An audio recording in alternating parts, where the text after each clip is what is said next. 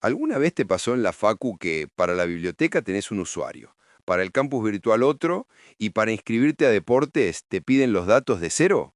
Sos la misma persona, pero para la misma universidad sos tres registros distintos que no se hablan entre sí. Un caos, ¿no? Bueno, ese problema que vivís hoy, las empresas lo tenían multiplicado por 1000. Posta, un caos que hoy sería impensable a gran escala. Porque no es solo un incordio para el alumno, es una montaña de plata que pierden las organizaciones por no tener su información ordenada. Es el problema de fondo que vamos a desarmar hoy. Bárbaro. Bienvenidos a una nueva charla de introducción a la tecnología de la información y las comunicaciones.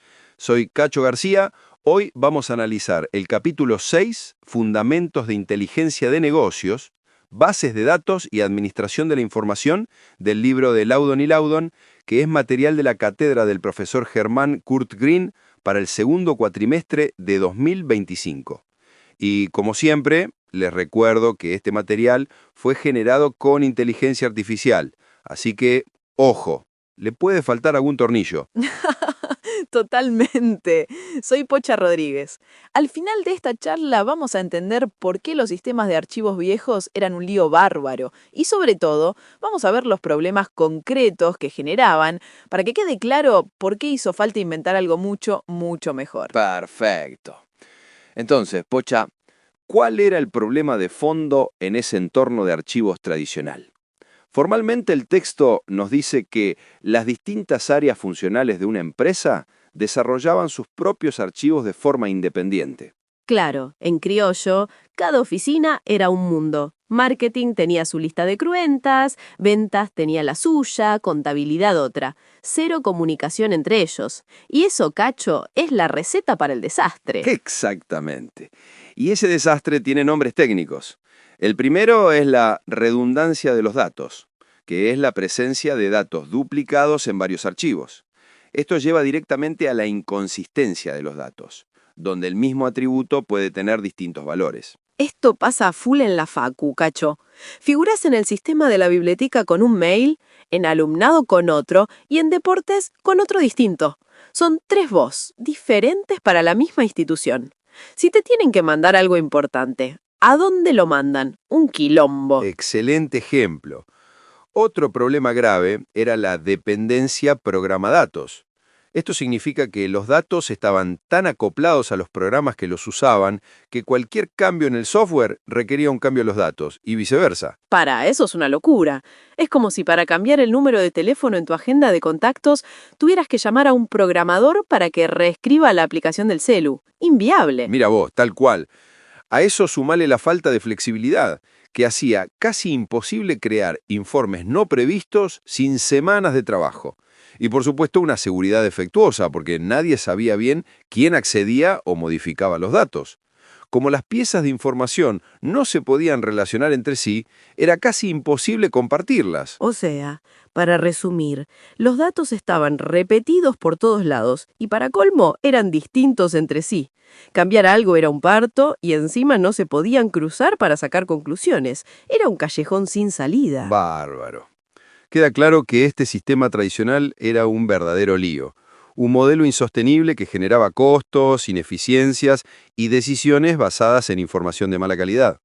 Pero para entender cómo se soluciona, primero tenemos que hablar de cómo se organizan los datos desde lo más chiquito a lo más grande. Vamos a la base de todo, Pocha. Para poner orden hay que entender las piezas del rompecabezas. Un sistema computacional organiza los datos en una jerarquía que va de lo más simple a lo más complejo. Bárbaro. O sea, un paso a paso de cómo se construye la información. Como armar un Lego. ¿Cuál sería la piecita más chiquita de todas? La más pequeña es el bit, que es la unidad mínima de datos que maneja una computadora, un 0 o un 1. Si agrupamos bits, formamos un byte, que ya nos permite representar un carácter, como una letra o un número. Ok, hasta ahí vamos. Letras y números. ¿Cómo seguimos subiendo? Bien, un agrupamiento de caracteres, como tu nombre o tu edad, se denomina campo. Si juntamos campos relacionados, como tu nombre, tu DNI y tu fecha de nacimiento, tenemos un registro. A ver si entendemos bien. Pensémoslo como una ficha de un contacto en el celular. El nombre Juan Pérez es un campo. El número 11 1, 2, 3, 4, 5, 6, 7, 8 es otro campo. Toda la ficha de Juan con su nombre, número y mail es el registro. ¿Así? Perfecto, Porcha, esa es la idea. Y para completar la jerarquía, un grupo de registros del mismo tipo, por ejemplo, todos los contactos de tu agenda, se denomina archivo. Finalmente, un grupo de archivos relacionados, como tu archivo de contactos, el de llamadas y el de mensajes, constituyen una base de datos. Joya. Bit, byte, campo, registro, archivo y base de datos. De la piecita más chiquita al castillo de Lego completo. Quedó clarísimo. Bárbaro. Entender esta jerarquía es fundamental, porque es la estructura sobre la cual se construyen las soluciones a los problemas que mencionamos en el primer segmento. Perfecto. Quedó clarísimo el Lego de los datos. Ya vimos el problema y ahora tenemos las piezas. Me parece que es hora de presentar al director de la orquesta, ¿no? Al que pone orden en todo este lío. Exacto. Y ese director de orquesta tiene nombre y apellido. Empecemos con la definición más rigurosa de base de datos. Es una colección de datos organizados para dar servicio a muchas aplicaciones de manera eficiente, al centralizar los datos y controlar los que son redundantes. O sea que se acabaron las quintitas. Todos los datos van a un solo lugar central, como una gran biblioteca de la empresa, mucho más prolijo. Tal cual. Y el software que maneja esa biblioteca es el Sistema de Administración de Base de Datos, o DBMS por sus siglas en inglés. El libro lo define como un software que permite a una organización centralizar los datos, administrarlos en forma eficaz y proveer acceso a los datos almacenados mediante programas de aplicación. Bárbaro. Y a ver, si entendimos bien, la clave acá es que el DBMS funciona como una interfaz. Aísla a los usuarios de la complejidad, ¿no? Esa es la palabra clave, interfaz. El DBMS separa la vista lógica de los datos, que es como los vemos nosotros, de la vista física, que es como están guardados realmente en los discos duros. El DBMS es como el bibliotecario de la Facu. Vos le pedís el libro de sistemas de Laudón, que es tu vista lógica simple, no tenés idea si está en el pasillo 3, estante 5 o en el depósito. El bibliotecario, que sería el DBMS, se encarga de toda esa parte física y te trae el libro. Te resuelve el problema sin que te enteres de la complejidad. Mirá vos qué buena analogía. Precisamente, un especialista en sueldos ve una tabla con nombres y salarios, y un encargado de personal ve otra con nombres y datos de contacto, pero toda esa información, físicamente, está en la misma base de datos central. El DBMS se encarga de mostrarle a cada uno lo que necesita. Bárbaro, pero acá tengo una duda que siempre sale. El DBMS te da la herramienta para ordenar todo, pero no te obliga a usarla bien, ¿o sí? O sea, si el que diseña la base de datos crea tablas repetidas por decir algo, la redundancia sigue existiendo. ¿Me explico? Tocaste el punto clave, Pocha, y esa es una aclaración fundamental. El DBMS es el que te permite controlar la redundancia, pero no la elimina por arte de magia. Vos podrías tener el mejor DBMS del mundo y seguir teniendo malas prácticas. Por eso el libro dice que el DBMS ayuda a controlar la redundancia, pero la responsabilidad final de un buen diseño es nuestra. Es el superhéroe, pero igual necesita una buena estructura y un buen plan para que no hagamos macanas. Exactamente. Con esa condición, ahí sí el DBMS se convierte en la solución que reduce drásticamente la redundancia. Y dentro de los DBMS hay un tipo que es el rey indiscutido, el que se usa en casi todos lados hoy en día, el DBMS relacional. A ver, Pocha, ¿cómo le explicamos a los oyentes qué es esto sin que suene a chino básico? Fácil, Cacho. La mejor forma es que lo piensen como un Excel con superpoderes. Básicamente, el sistema relacional organiza todos los datos en tablas simples, con filas y columnas, como si fueran las pestañas de una planilla de cálculo. Cada fila es una persona o producto, y cada columna es un dato específico, como el nombre, el precio o el stock. Excelente. Como bien dice Pocha, la clave es pensarlo de una forma muy visual. El DBDMS relacional representa los datos como si fueran estas tablas de 2 dimensiones, a las que técnicamente se las llama relaciones. En la jerga técnica, a las columnas las llamamos campos o atributos, y a las filas las llamamos registros o, en un término muy técnico, tuplas. Cada tabla tiene además un campo clave, que es fundamental, la clave primaria. Este campo es el identificador único para toda la fila y no puede estar duplicado. El DNI de una persona o el legajo de un estudiante en la facultad es el dato que sabes que no se va a repetir jamás y que te identifica a vos y solo a vos dentro de esa tabla. Perfecto. Ahora, para conectar las tablas entre sí, usamos la clave foránea. Este es un campo en una tabla que en esencia es la clave primaria de otra. Sirve como un campo de búsqueda para vincular la información. Imagínate la tabla alumnos y la tabla cursos. En alumnos, la clave primaria es el número de legajo. En la tabla cursos, para saber qué alumno está inscripto, en vez de repetir todos sus datos, ponemos solo su legajo. Ese legajo en la tabla cursos es la clave foránea. Magia. Así se conectan. Mira vos, hablando de claves, les cuento uno rápido. ¿Qué le dijo un bit al otro? ¡Ay, no!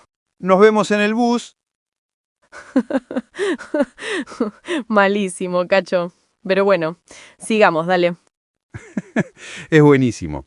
Bueno, como decía Pocha, esa conexión entre tablas es el corazón del modelo relacional. Permite cruzar información de manera muy eficiente. Claro, la clave foránea es el ganchito que conecta una tabla con otra. Ahora, ya tenemos las tablas y las claves, pero ¿cómo le pedimos cosas? ¿Cómo le decimos, che, tráeme a todos los proveedores de Buenos Aires? Necesitamos un idioma para hablarle. Muy buena pregunta, Pocha. Y la respuesta es que sí, necesitamos un idioma. Un DBMS tiene varias capacidades clave para manejar los datos. Y la más importante es su lenguaje de manipulación de datos, o DML. Este lenguaje se usa para agregar, modificar, eliminar y, sobre todo, recuperar los datos. El DML más prominente y estándar en la actualidad es el lenguaje de consulta estructurado, más conocido como SQL. Seguro usás una versión de esto todos los días. Cuando en Mercado Libre filtrás zapatillas, talle 42, marca Adidas, por detrás del sistema se está ejecutando una operación de seleccionar o select. Vos haces clic en filtros, pero la base de datos recibe instrucciones SQL. Cuando la página te muestra la zapatilla junto con los datos del vendedor que están en otra tabla, eso es un join. Exacto. Esas son 2 de las 3 operaciones básicas de un DBMS relacional. La operación seleccionar crea un subconjunto de filas que cumplen con un criterio que vos definís. La operación unir combina tablas para darte más información de la que está disponible en las tablas individuales. Y la tercera es proyectar, que te permite crear una nueva tabla, pero solo con las columnas que te interesan. Bárbaro. ¿Y las otras capacidades que mencionaste? Las otras 2 son fundamentales para la organización. Primero, el lenguaje de definición de datos, o DDL, que se usa para crear las tablas y definir las características de cada campo. Y segundo, el diccionario de datos. Este es un archivo que almacena toda la información sobre los datos, su nombre, definiciones, formatos, todo. El diccionario de datos es como el manual de instrucciones de la base de datos. Le dice a todo el mundo qué significa cada campo y qué regla sigue para que no venga uno y ponga Buenos Aires y otro BSA en el campo de ciudad. Mantiene la consistencia. Exacto, Pocha. Y pensá que ese diccionario no solo evita confusiones entre usuarios, sino que también le dice al sistema qué puede aceptar y qué no. Si definiste que el campo edad solo acepta números entre 0 y 120, no va a dejar que nadie ponga 250 años o letras. Claro, es como tener un portero estricto en la entrada de los datos. Y otra cosa importante, cuando llega alguien nuevo al equipo, no tiene que andar preguntando ¿qué significa este campo? O ¿cómo se supone que complete esto? Todo está documentado ahí. Así es. Es la diferencia entre trabajar a ciegas y tener un mapa claro de toda tu información. Sin ese diccionario, cada persona interpreta los datos como se le ocurre, y ahí tenés el caos garantizado. Y cuando querés hacer informes o análisis después, te encontrás con que la mitad de los datos no sirven porque cada uno los cargó diferente. Espectacular. Así es. Es un componente vital para mantener la calidad y el orden de la información en toda la organización. Entonces, con SQN le damos las órdenes, pero como en cualquier proyecto de construcción, no alcanza con tener las herramientas y los materiales. Si los cimientos están mal hechos, el edificio se cae. Lo mismo pasa con las bases de datos. Hablemos de diseño. Diseño de bases de datos. Un temazo. Y lo primero que hay que saber es que para crear una base de datos se necesitan dos tipos de diseño. Por un lado, el diseño conceptual o lógico, que es un modelo abstracto de la base de datos desde la perspectiva del negocio. Por otro, el diseño físico, que muestra cómo se va a organizar la base de datos en los dispositivos de almacenamiento reales. Esto es clave. Si diseñas mal la base de datos desde el principio, después arreglarla es un lío y carísimo. Es como construir una casa sin pensar dónde van a ir los caños del agua. Un desastre anunciado. Tal cual. Y para que ese diseño lógico sea eficiente en un modelo relacional, usamos un proceso clave llamado normalización. El libro la define como el proceso de crear estructuras de datos pequeñas y estables, pero a la vez flexibles y adaptivas a partir de grupos complejos de datos, con el objetivo de minimizar los datos redundantes. Imagínate una tabla de pedidos. Si por cada producto que tiene un pedido repetís todos los datos del cliente, nombre, dirección, teléfono, estás haciendo las cosas mal. Normalizar es separar eso. Una tabla para clientes, otra para productos y otra para pedidos que las vincule.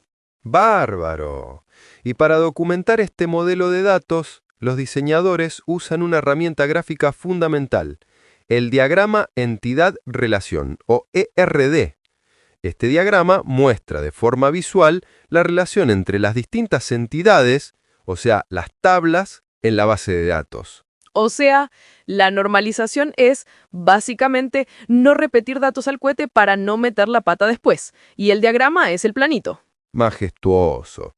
Un buen diseño con una correcta normalización y documentado con un diagrama entidad-relación es la garantía de que el sistema le va a servir bien a la empresa.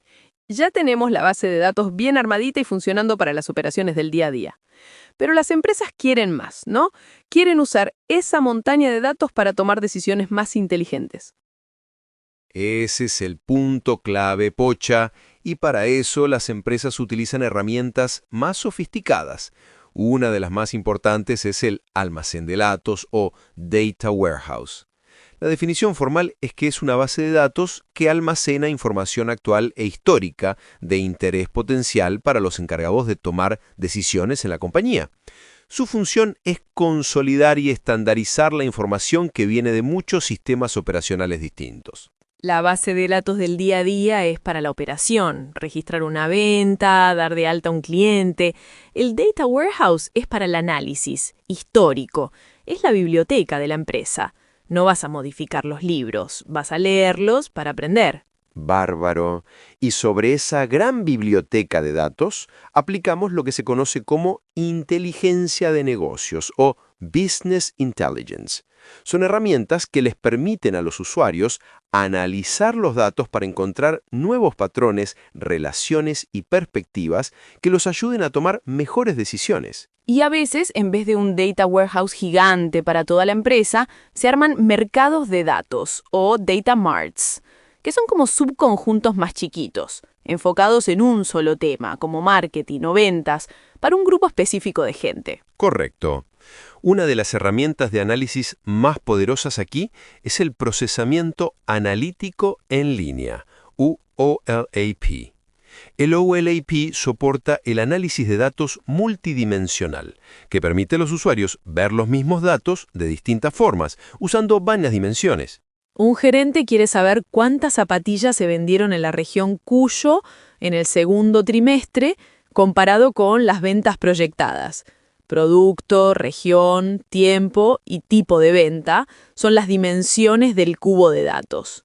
OLAP te permite girar ese cubo de datos para ver la información desde todos los ángulos al toque. Excelente, Pocha. Esa imagen del cubo de datos es perfecta. Permite hacer análisis muy sofisticados de una manera muy intuitiva para los gerentes. El OLAP es poderoso, pero requiere que el usuario sepa más o menos qué pregunta quiere hacer.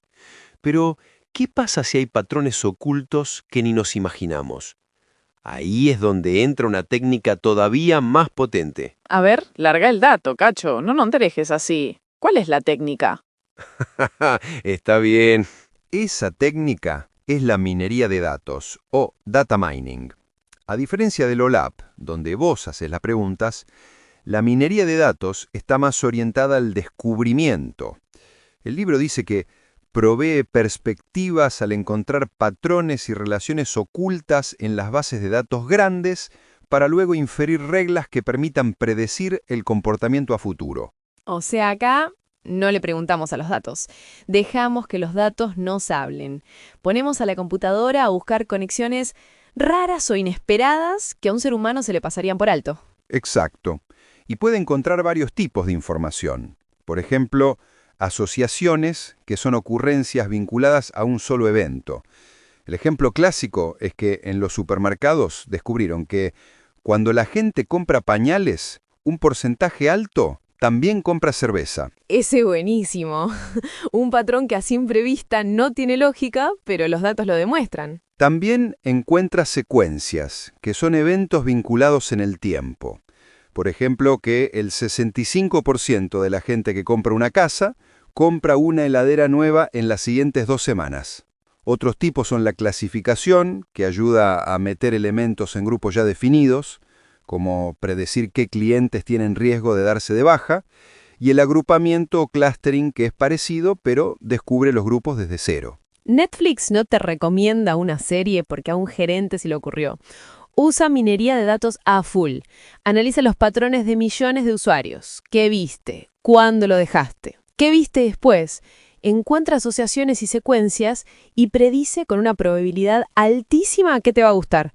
Lo mismo hace Spotify con las listas de descubrimiento semanal. Bárbaro, Pocha. Esos son ejemplos perfectos del poder de la minería de datos para guiar las decisiones de negocio y pronosticar el efecto de esas decisiones. Mal. La minería de datos es, básicamente, poner a la computadora a encontrar patrones que a un humano se le pasarían de largo. Es potentísimo. Pero para que todo esto funcione, tanto el OLAP como la minería, hay una condición fundamental. La basura no se puede minar. Si metes datos de mala calidad, sacas conclusiones de mala calidad. Exactamente. Y ese es el punto final y fundamental de nuestra charla. Para asegurar que los datos sean precisos, confiables y estén disponibles, se necesitan políticas y procedimientos especiales. Toda empresa necesita una política de información que especifica las reglas de la organización para compartir, diseminar, adquirir, estandarizar y clasificar la información. O sea, poner las reglas del juego por escrito. ¿Quién es el dueño de cada dato? ¿Quién puede verlo? ¿Quién puede modificarlo? Correcto. De eso se encarga la administración de datos, que es responsable de las políticas y procedimientos específicos para gestionar los datos como un recurso organizacional. Un término muy usado hoy es gobernanza de datos, que se enfoca en administrar la disponibilidad, utilidad, integridad y seguridad de los datos en toda la empresa. El gobierno de los datos, posta, porque si no es la anarquía. Y ahí es cuando aparecen los problemas de calidad, como cuando vas al médico y te pidan los mismos datos cada vez porque en el sistema apareces como 3 personas diferentes. María González, María C. González o M. González. No pueden acceder a tu historial completo, te piden hacer un estudio que ya te hicieron o no ven contraindicaciones importantes. Eso es un problema de calidad que le cuesta plata a la empresa y a vos te fastidia. Y el impacto es enorme. Los datos imprecisos o inconsistentes conducen a decisiones incorrectas y pérdidas financieras. Gartner informó que más del 25% de los datos críticos en las bases de datos de las compañías Fortune 100 son imprecisos o incompletos. Mamita querida. ¿Y cómo se arregla ese enchastre? Se empieza con una auditoría de calidad de los datos, que es una encuesta estructurada para medir la precisión y el nivel de integridad de la información en un sistema. Y luego viene la limpieza de datos, o data scrubbing, que son actividades para detectar y corregir datos incorrectos, incompletos o redundantes. O sea, primero medís qué tan sucios están los datos y después pasas el trapo para dejarlos impecables. Lógico. Bárbaro, Pocha. Ese es el punto fundamental que cierra todo el ciclo. Podés tener la mejor tecnología, el mejor DBMS, los mejores analistas, pero si la calidad de tus datos es mala, todo lo demás se derrumba. Es la base de toda la pirámide. Y con eso hemos recorrido un largo camino. Empezamos viendo el caos del entorno de archivos tradicional, con sus problemas de redundancia e inconsistencia de datos. Un lío bárbaro que nos llevó a la solución, el DBMS, ese gran bibliotecario que centraliza y organiza todo. Vimos que el modelo relacional es el más usado, organizando los datos en tablas con claves primarias y foráneas. Y destacamos que un buen diseño, aplicando la normalización, es crucial para que todo funcione bien. Después aprendimos que para hablarle a esas tablas usamos un idioma, el SQL, y que una vez que tenemos los datos ordenados, podemos subirlos a un data warehouse para analizarlos con herramientas de Business Intelligence como OLAP y sus cubos de datos. Luego exploramos la minería de datos, esa técnica poderosa para descubrir patrones ocultos y predecir el futuro. Y cerramos con lo más importante. Nada de esto sirve si no hay una buena política de información y un foco constante en la calidad de los datos. Si la base es mala, el edificio de decisiones se cae a pedazos. Bárbaro, Pocha. La reflexión final es que los datos ya no son un producto secundario de la operación de una empresa, son un recurso estratégico central. Entender cómo se gestionan es entender el corazón del negocio moderno. Pocha, un placer como siempre. Igualmente, Cacho. Y para los que escuchan, quédense con esto. No importa a qué se dediquen, van a laburar con datos. Entender este tema no es una materia más, es una herramienta de supervivencia profesional. Posta. Muy bien dicho. A todos, recuerden profundizar con el texto, no se queden solo con esto. Hasta la próxima. Chau, gente. Nos oímos.